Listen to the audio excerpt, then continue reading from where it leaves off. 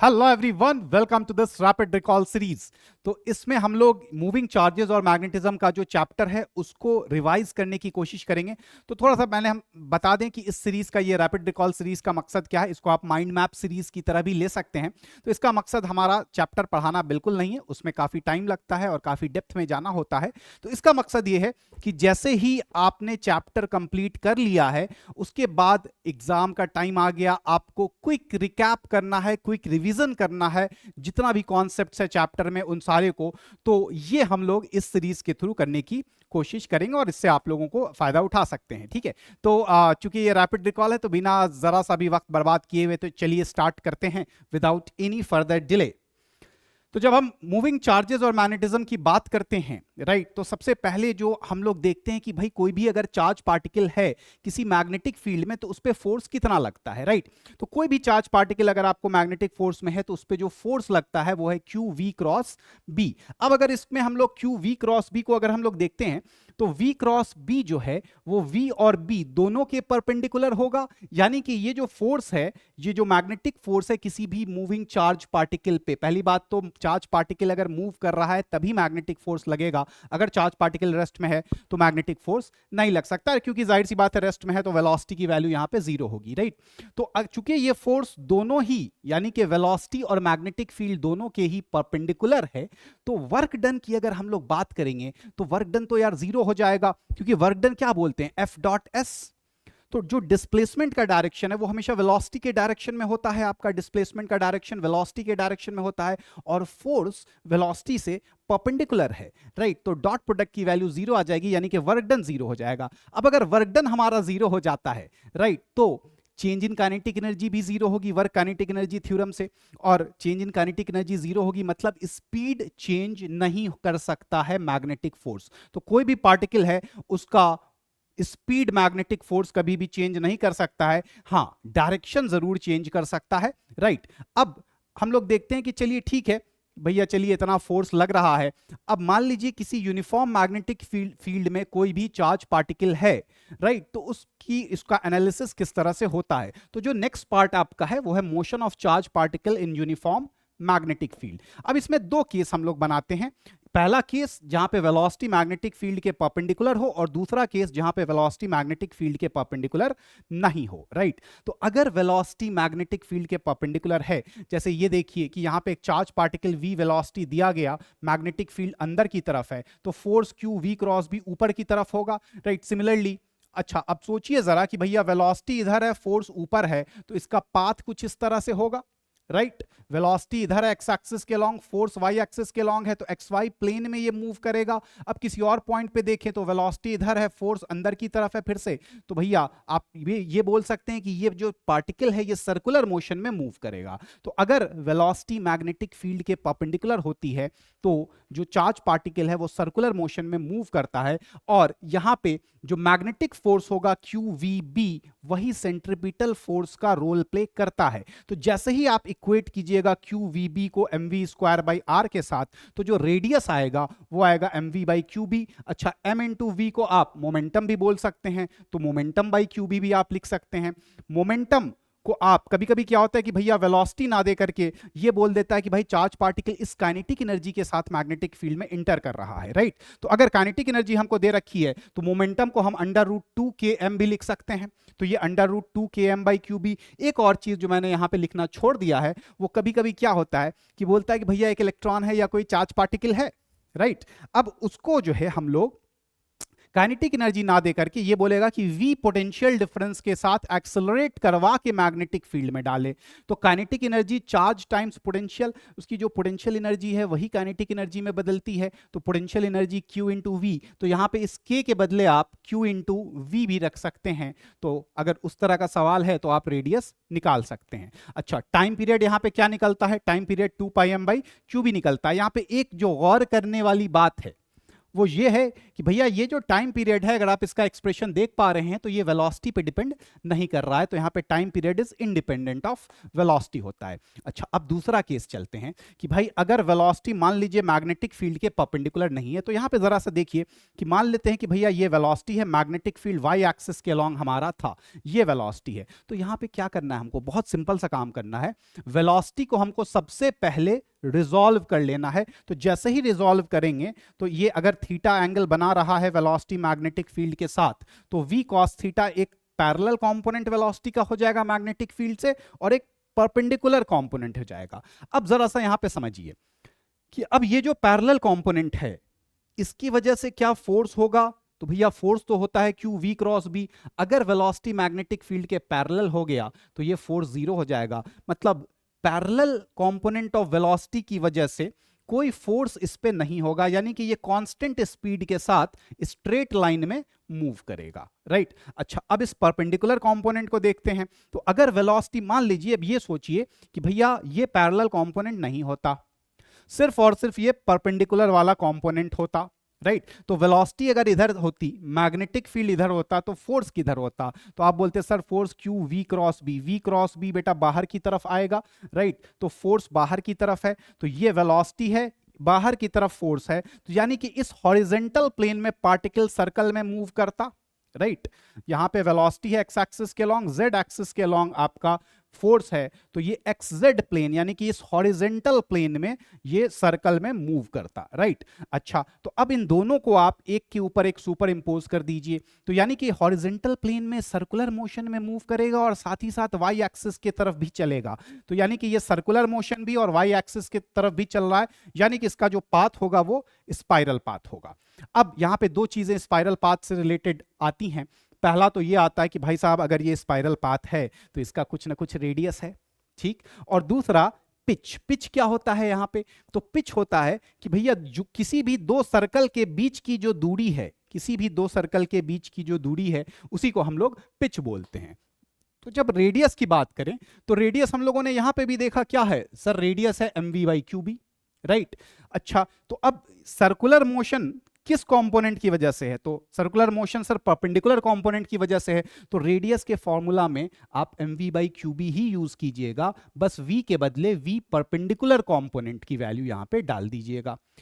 चलिए पिच की बात करते हैं, तो पिच किस डायरेक्शन में है, पिच वाई एक्सिस के लॉन्ग है ना, दो सर्कल के बीच की दूरी की बात की जा रही है, यानी कि वाई एक्सिस की बात की जा रही है, ठीक है। तो वाई एक्सिस के लॉन्ग तो पैरेलल कंपोनेंट की वजह से है, तो वाई एक्सिस के लॉन्ग तो कांस्टेंट वेलोसिटी है, तो पिच क्या है, डिस्टेंस ही तो है, राइट। दो सर्कल के बीच की दूरी यानी कि डिस्टेंस है, तो डिस्टेंस होता है वेलोसिटी इनटू टाइम, सिंपल।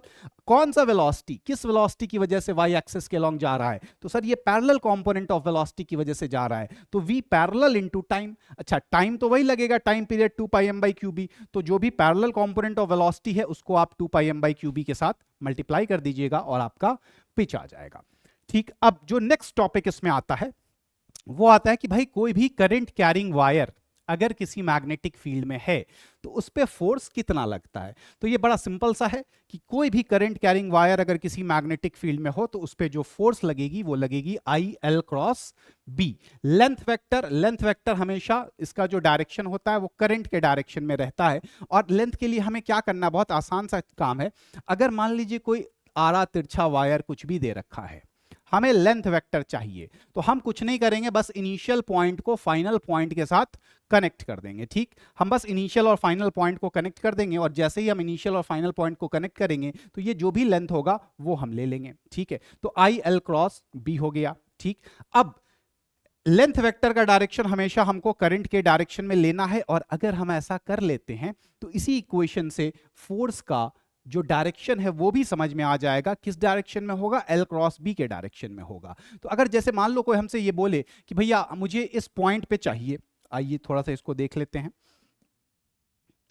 कोई अगर मुझे ये बोल रहा है कि भाई ये वायर है, इस पॉइंट पे मुझे बता दीजिए क्या होगा, राइट। तो मैं बोलूंगा कुछ नहीं, इस पॉइंट पे DL एक छोटा सा लेंथ ले लो, भैया ये DL करंट के डायरेक्शन में ये हो गई, ठीक।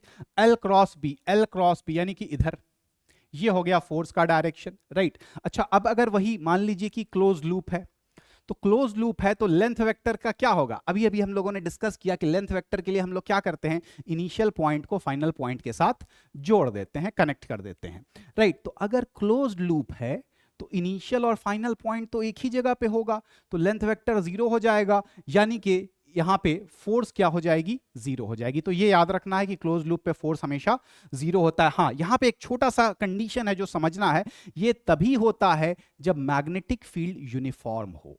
अगर नॉन यूनिफॉर्म मैग्नेटिक फील्ड है तो उस केस में फोर्स हमारा 0 नहीं हो पाएगा, राइट।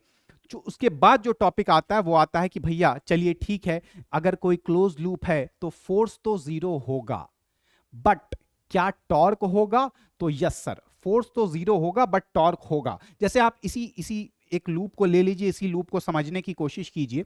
तो अगर मैं अलग अलग डायरेक्शन में फोर्स की बात करूं तो भैया इस पे फोर्स क्या होगा, लेंथ वेक्टर इधर, बी अंदर की तरफ है तो एल क्रॉस बी ऊपर की तरफ, यहां पे फोर्स ऊपर की तरफ होगा, यहां पे फोर्स नीचे की तरफ होगा, राइट, एल क्रॉस बी।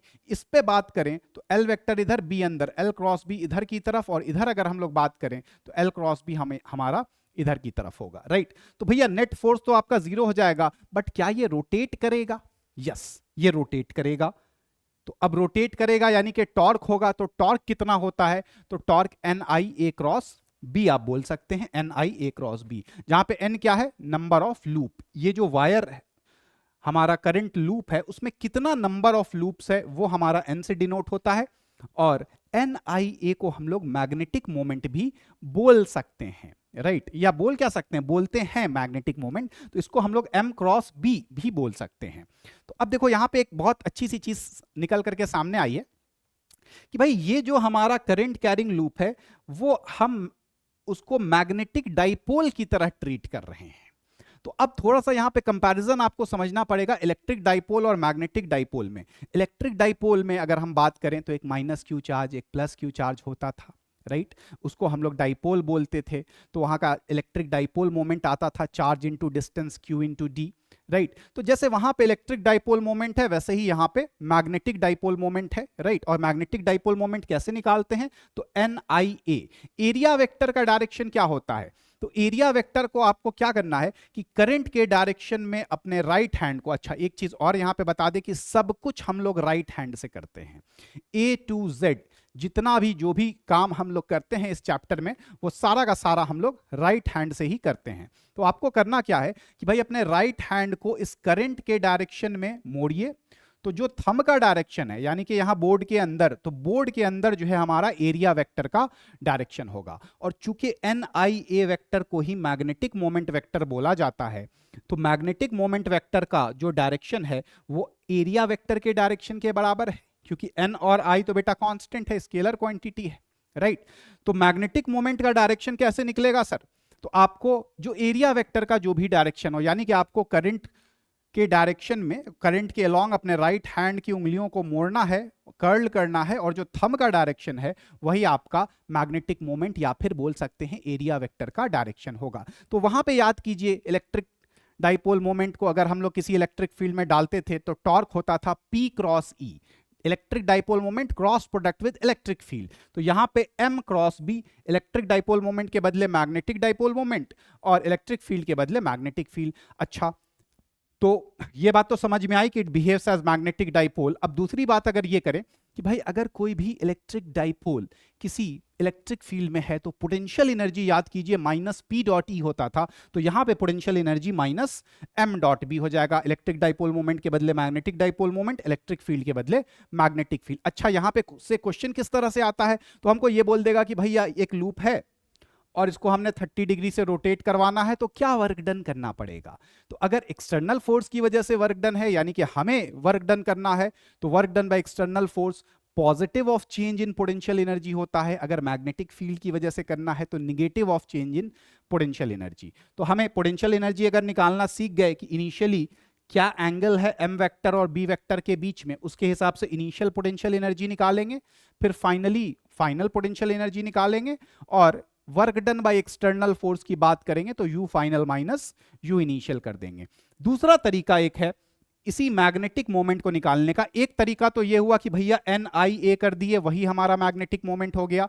दूसरा तरीका ये है कि कोई भी अगर रोटेटिंग चार्ज है उसके लिए जो मैग्नेटिक मोमेंट और एंगुलर मोमेंटम का जो रेशियो होता है वो हमेशा कांस्टेंट होता है, charge divided by 2 times of mass, इसके बराबर। हमेशा हमेशा हमेशा कोई भी रोटेटिंग चार्ज हो, चाहे वो इलेक्ट्रॉन नाच रहा हो न्यूक्लियस के राउंड, या मान लीजिए कोई डिस्क है या कोई रिंग है, उस पर आपने चार्ज डाल दिया है और वो रोटेट कर रहा है अपने सेंटर के अबाउट किसी एंगुलर स्पीड ओमेगा के साथ, राइट। तो कहीं पे भी हमारे पास अगर रोटेटिंग चार्ज है तो m है, यहां पे कैपिटल M है मैग्नेटिक डाइपोल मोमेंट, L है एंगुलर मोमेंटम, तो m बाई एल का जो रेशियो है magnetic dipole moment by angular momentum वो हमेशा कांस्टेंट होगा q बाई 2m के बराबर। तो इसी रेशियो को हम लोग गायरोमैग्नेटिक रेशियो भी बोलते हैं, ठीक। तो ये था हमारा पहला पार्ट, इस चैप्टर का एक पार्ट, जहां पे हम लोग किसी भी मैग्नेटिक फील्ड में कोई चार्ज पार्टिकल हो या फिर कोई करंट हो तो उसकी वजह से जो इफेक्ट हो रहा है उसको देखते हैं। इफेक्ट देखने का मतलब फोर्स देखते हैं, टॉर्क देखते हैं कि कितना लग रहा है, वो देखते हैं, राइट।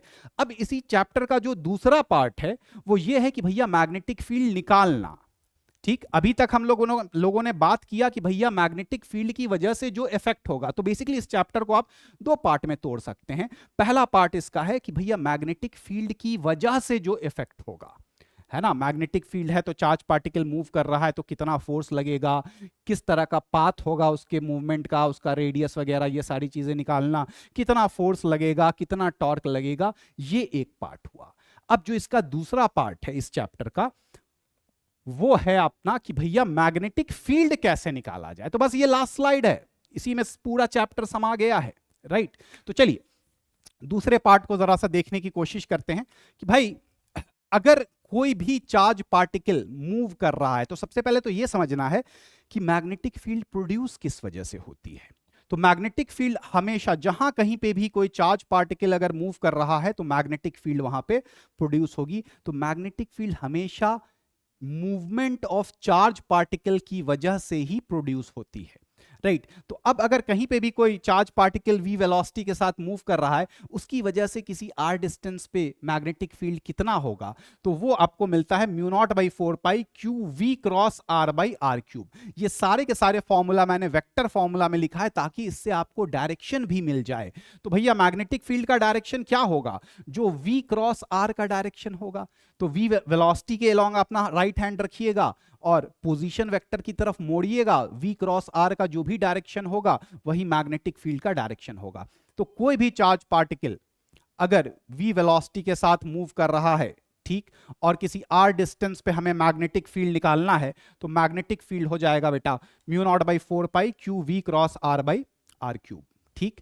अच्छा, अब यहीं से आता है हमारा next Biot Savart law. Biot Savart law बोलता है देखो चार्ज पार्टिकल मूव कर रहा है, राइट। अगर चार्ज पार्टिकल मूव कर रहा है यानी कि करंट फ्लो हो रहा है, सिंपल सी बात है यार, चार्ज पार्टिकल मूव कर रहा है मतलब करंट फ्लो हो रहा है। तो कहीं पे भी अगर करंट फ्लो हो रहा है तो उसकी वजह से किसी r डिस्टेंस पे क्या मैग्नेटिक फील्ड होगा, ये हमें बायो सैवर्ट लॉ बताता है। तो mu not by 4 pi I DL cross r by are cube, right. अच्छा, ये थोड़ा सा यार अच्छा नहीं दिख रहा है, इसको थोड़ा सा अच्छा दिखाया जाए,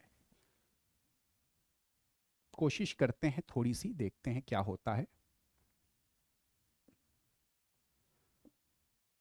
ये ज्यादा अच्छा दिख रहा है क्या? नहीं यार, पहले ही वाला अच्छा था। चलो ठीक है, कोई बात नहीं।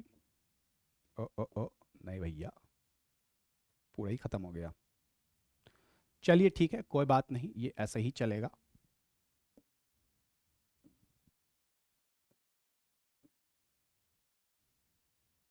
चलो ठीक। तो अब देखो ये कहीं और से नहीं आया, यहीं पे आया। यहां पे आप टाइम से मल्टीप्लाई और डिवाइड कर दीजिए तो charge into time, right. Charge into time, या चार्ज बाय टाइम तो करंट हो गया और वेलोसिटी इनटू टाइम आपका लेंथ हो गया, राइट। तो चार्ज बाय टाइम करंट हो गया और वेलोसिटी इनटू टाइम आपका डीएल वेक्टर या लेंथ वेक्टर हो गया। तो आप यहीं से I DL cross R by are cube आपने कर दिया। तो यही बायो सैवर्ट लॉ है। इसी लॉ से हम लोग किसी भी कोई भी अगर करंट कैरिंग कंडक्टर है, किसी भी शेप का हो, चाहे वो वायर हो, चाहे वो लूप हो या सर्कल हो या आर्क हो या कैसा भी हो, हम लोग निकाल सकते हैं मैग्नेटिक फील्ड, राइट।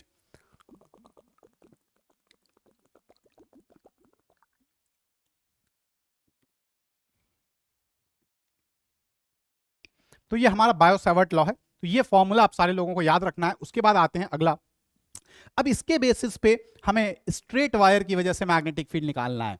तो जरा आइए देखिए, कोई भी स्ट्रेट वायर है अपने पास, ठीक, आई करंट जा रहा है, उसकी वजह से किसी पॉइंट पी पे जो कि परपेंडिकुलर डिस्टेंस डी पे रखा हुआ है, राइट, परपेंडिकुलर डिस्टेंस डी पे रखा हुआ है, हमें निकालना है मैग्नेटिक फील्ड। तो हमें करना क्या है कि भाई जिस भी पॉइंट पे हमें मैग्नेटिक फील्ड निकालना है उस पॉइंट को वायर का जो दोनों एंड है उससे जोड़ देंगे लाइन खींच के, और ये जो दोनों एंगल है वो θ1 और θ2 ले लेंगे, और मैग्नेटिक फील्ड का जो फॉर्मूला आएगा वो यहीं से डिराइव होकर के आता है, μ0I/4πd cos θ1 प्लस cos θ2। यहां पे एक बात मैं फिर से रिपीट कर दूं, बता दूं आप लोगों को, थोड़ा सा कॉशन कर दूं कि काफी सारे किताबों में इसका जो फॉर्मूला दे रखा है वो μ0I/4πd sin θ1 प्लस sin θ2 दे रखा है।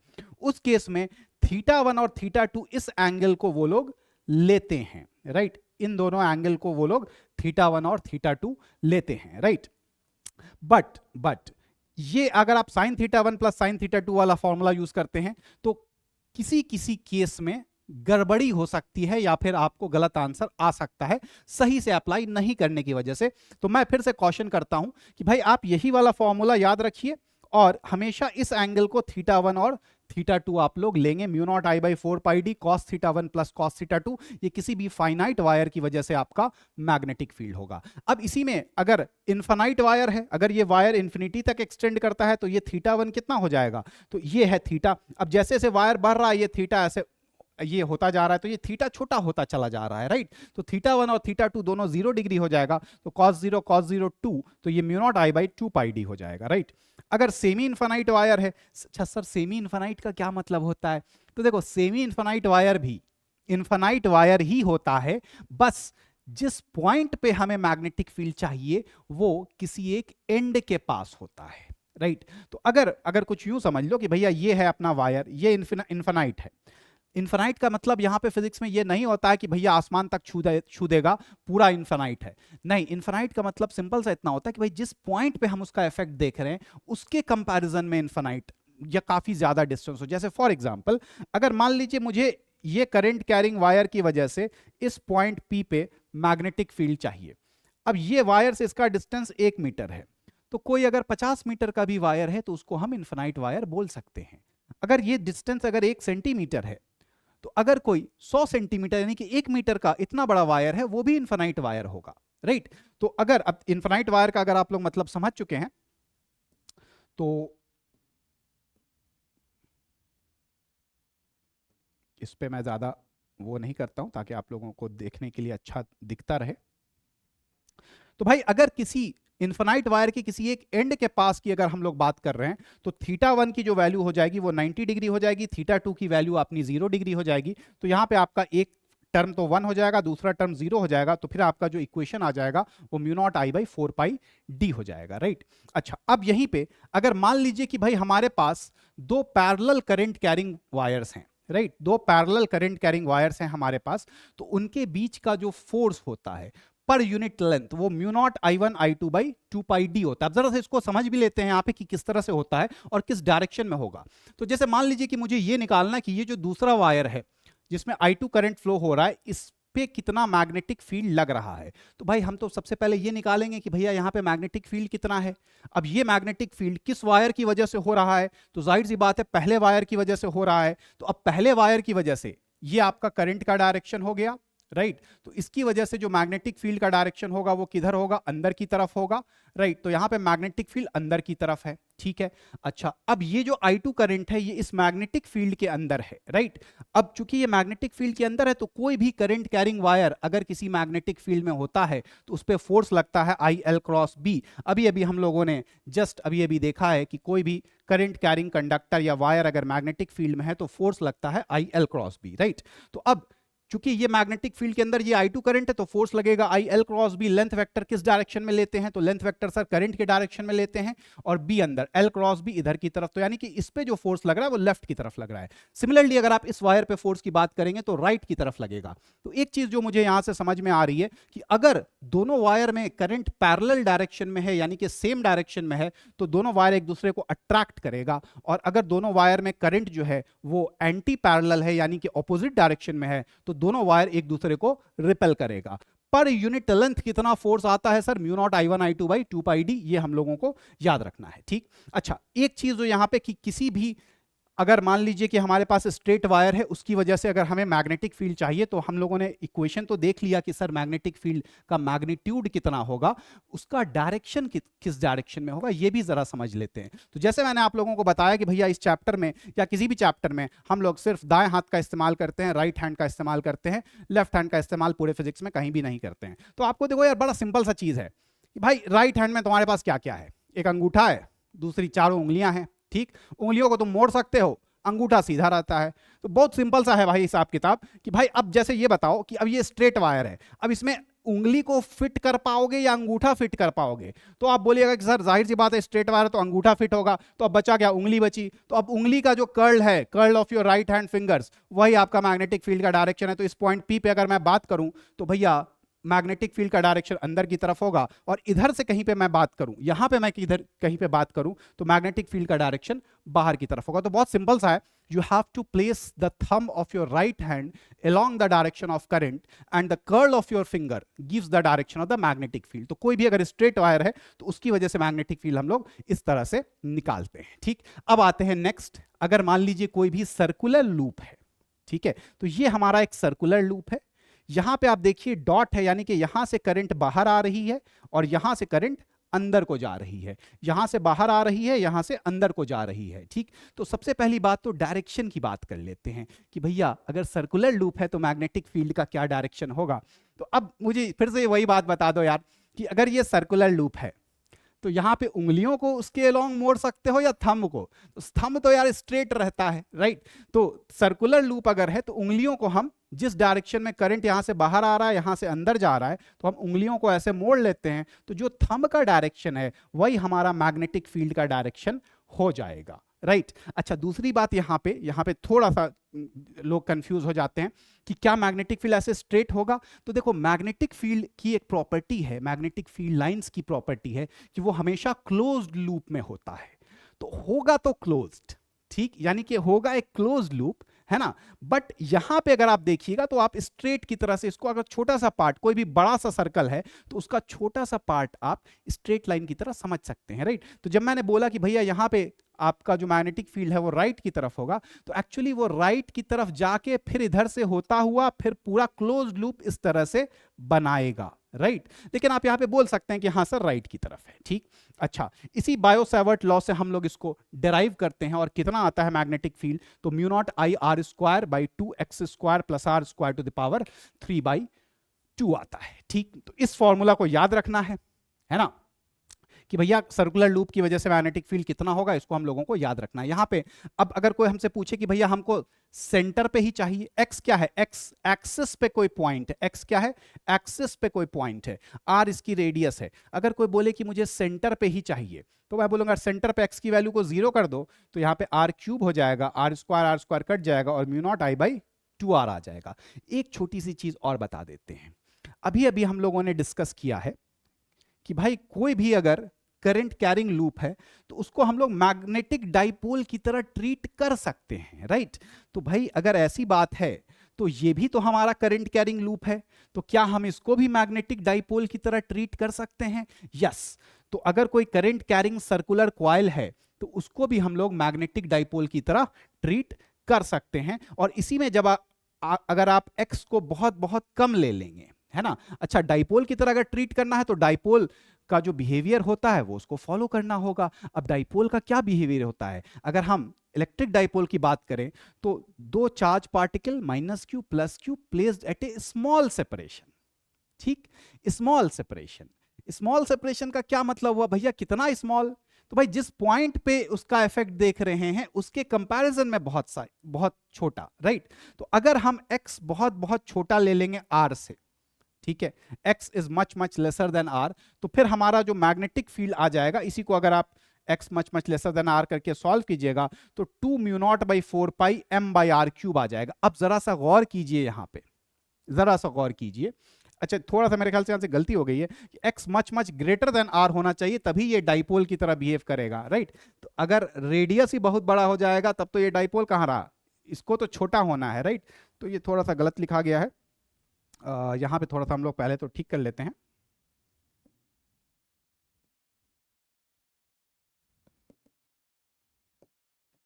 Much much greater than r, तब ये बिहेव करेगा डाइपोल की तरह, यानी कि रेडियस छोटा हो इसका, है ना, जिस पॉइंट पे उसका इफेक्ट देख रहे हैं वो पॉइंट दूर हो, राइट। ओके, तो अब जरा सा अगर इलेक्ट्रिक डाइपोल के साथ कंपेयर करने की बात की जाए, है ना, इलेक्ट्रिक डाइपोल के साथ कंपेयर करने की बात की जाए, तो भाई इलेक्ट्रिक डाइपोल का एक्सियल पॉइंट पे, किसी भी इलेक्ट्रिक डाइपोल का एक्सियल पॉइंट पे कितना होता है मैग्नेटिक फील्ड, तो आप बोलिएगा सर 2kp/r³। तो सेम वैसा ही रिजल्ट आ रहा है, 2k के बदले μ0/4π है यहां पे, इलेक्ट्रिक डाइपोल मोमेंट के बदले magnetic dipole divided by r³। Exactly same result यहां पे भी आपको देखने को मिलेगा। अब इसमें एक छोटा सा कॉन्सेप्ट आता है कि अगर आर्क ऑफ ए सर्कल है, पूरा का पूरा सर्कल नहीं है, एक आर्क है सर्कल का, तो भाई अगर पूरा सर्कल होता, अगर पूरा सर्कल होता तो सेंटर पे क्या होता, μ0I/2r, ठीक। तो आधा सर्कल है तो उसका आधा कर दो, एक चौथाई सर्कल है तो 1/4 कर दो, और अगर सर्कल थीटा एंगल सबटेंड कर रहा है तो θ/2π, पूरा 2π एंगल पूरे सर्कल, यानी कि 2π 360 डिग्री एंगल के लिए μ0I/2r, तो 1 डिग्री एंगल के लिए μ0I/2r डिवाइडेड बाई 2π, और थीटा एंगल के लिए मल्टीप्लाइड बाई थीटा। तो ये किसी भी आर्क ऑफ ए सर्कल की वजह से आपको मैग्नेटिक फील्ड आ जाता है, ठीक। अब जरा सा आगे बढ़ते हैं। नेक्स्ट जो इसमें टॉपिक आता है वो आता है एम्पियर्स लॉ का। एम्पियर्स लॉ क्या है, एम्पियर्स लॉ क्या करता है, एम्पियर्स लॉ किसी भी पॉइंट पे अगर मुझे मैग्नेटिक फील्ड चाहिए, है ना, अगल बगल बहुत सारे करंट्स हैं, है ना, तो उन सारे करंट्स की वजह से किसी पॉइंट पे अगर मुझे मैग्नेटिक फील्ड चाहिए तो उस पॉइंट से हम लोग एम्पीरियल लूप ड्रॉ करते हैं, राइट, और एम्पियर्स लॉ लगाते हैं। क्या बोलता है एम्पियर्स लॉ, बोलता यह है कि भाई किसी भी क्लोज्ड लूप पे B.dl का जो सर्कुलेशन होता है, यानी कि B.dl का जो इंटीग्रेशन होता है वो हमेशा μ0 टाइम्स I इंक्लोज्ड के बराबर होता है, राइट। अब इस एम्पियर्स लॉ को यूज करके हम लोग इन्फिनाइट वायर की वजह से, वायर के अंदर, वायर के बाहर, थिन शीट, सोलेनॉइड, टॉरॉइड, इन सब का और इन सब की वजह से जो मैग्नेटिक फील्ड होती है वो हम लोग एम्पियर्स लॉ का इस्तेमाल करके निकालते हैं।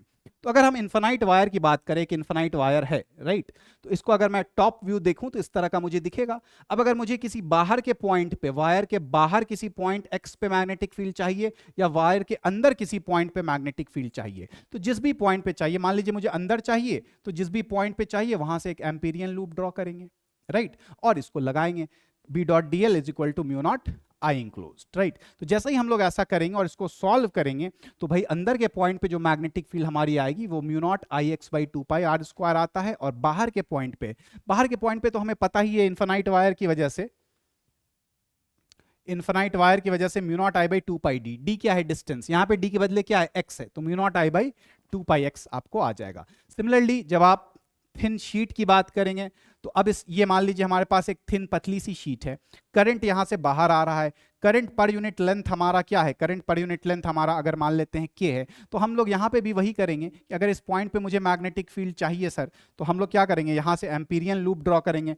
अच्छा, एम्पीरियन लूप अगर हम लोग ड्रॉ करेंगे तो किस शेप का एम्पीरियन लूप हम लोग ड्रॉ करेंगे, तो भाई इस तरह से हम लोग एक एम्पीरियन लूप यहां पे ड्रॉ कर लेते हैं, और इसके ऊपर हम लोग B.dl is equal to μ0 I enclose लगाते हैं।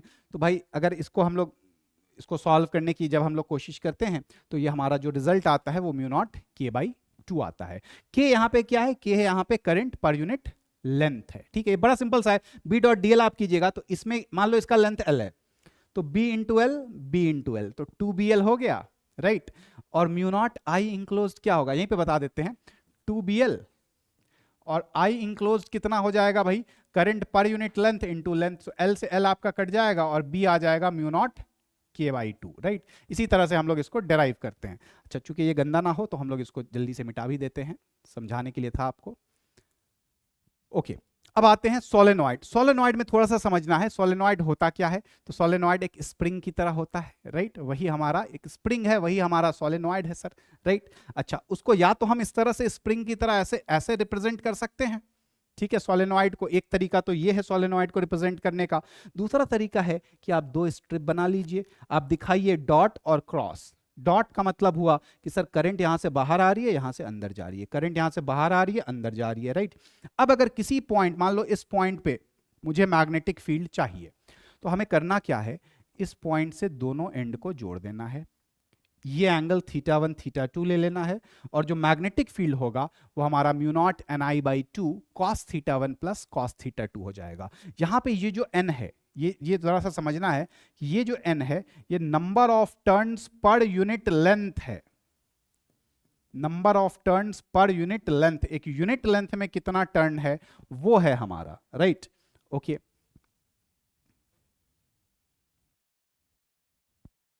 ओके। अब अगर मान लो इन्फिनाइट सोलेनॉइड है, अगर ये इन्फिनिटी तक जा रहा है तो ये थीटा तो कम होता चला जाएगा, तो जीरो हो जाएगा, θ2 भी जीरो हो जाएगा, तो ये भी जीरो, ये भी जीरो, तो 2 cos 0 1 cos 0 1, तो 2 से 2 कट जाएगा, और मैग्नेटिक फील्ड हमारी जो आ जाएगी वो म्यू नॉट ni आ जाएगी, ठीक। अच्छा, डायरेक्शन कैसे निकालेंगे, तो वही बात है, देखो डायरेक्शन के लिए सोचना ही नहीं है, हमारे पास दो ही चीज है, अंगूठा है, उंगली है, ठीक है।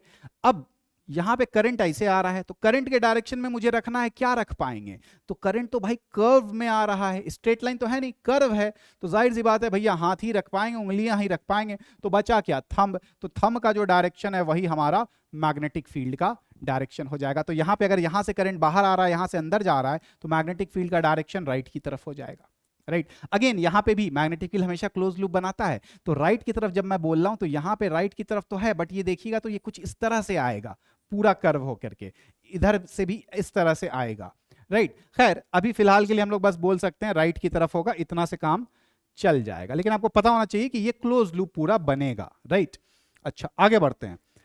नेक्स्ट है टॉरॉइड। टॉरॉइड क्या होता है, अगर किसी सोलेनॉइड के दोनों एंड को हम ऐसे जोड़ दें तो वो बन जाएगा टॉरॉइड।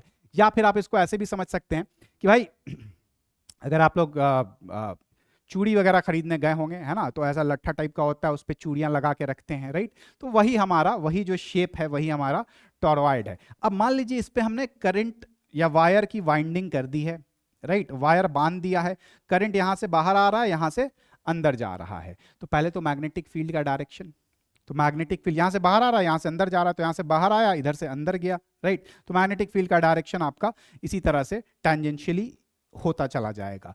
यहां पे जब हम लोग एम्पियर्स लॉ यूज करते हैं तो जो मैग्नेटिक फील्ड हमें आती है वो म्यू नॉट ni/2πx, x क्या है, डिस्टेंस है। एक बात यहां पे समझना है कि अगर मान लो मैं इस पॉइंट पे पूछ रहा हूं मैग्नेटिक फील्ड, जीरो होगा, मैं इसके अंदर अगर इस पॉइंट पे पूछ रहा हूं मैग्नेटिक फील्ड, जीरो होगा, तो सर ये मैग्नेटिक फील्ड की वैल्यू कहां पे आई है, ये मैग्नेटिक फील्ड की वैल्यू आई है, ये जो मटेरियल है उसके अंदर कहीं पे अगर हमसे पूछा जा रहा है x डिस्टेंस पे, राइट, ये जो मटेरियल है ना, यहां पे इस मटेरियल के अंदर अगर कोई पॉइंट है तो सिर्फ वहीं पे मैग्नेटिक फील्ड होगा, खाली स्पेस में या एम्प्टी स्पेस में मैग्नेटिक फील्ड नहीं होता है या नहीं होगा, और मटेरियल के अंदर कितना होगा, म्यू नॉट ni/2πx होगा।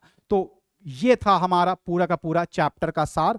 आप लोगों के लिए हमने थोड़ी सी मेहनत करके इसको बनाने की कोशिश की है, ताकि आपके सामने सिर्फ ये 2 स्लाइड अगर हो जाएं तो बेसिकली आप हर फॉर्मूला रिकॉल कर पाएं, हर कॉन्सेप्ट, छोटे छोटे पॉइंट्स भी मैंने डिस्कस कर दिए हैं कि ये स्लाइड, मैं एक बार थोड़ा सा साइड भी हट जाता हूं ताकि आपको पूरा का पूरा स्लाइड का स्क्रीनशॉट लेने का मौका मिल जाए।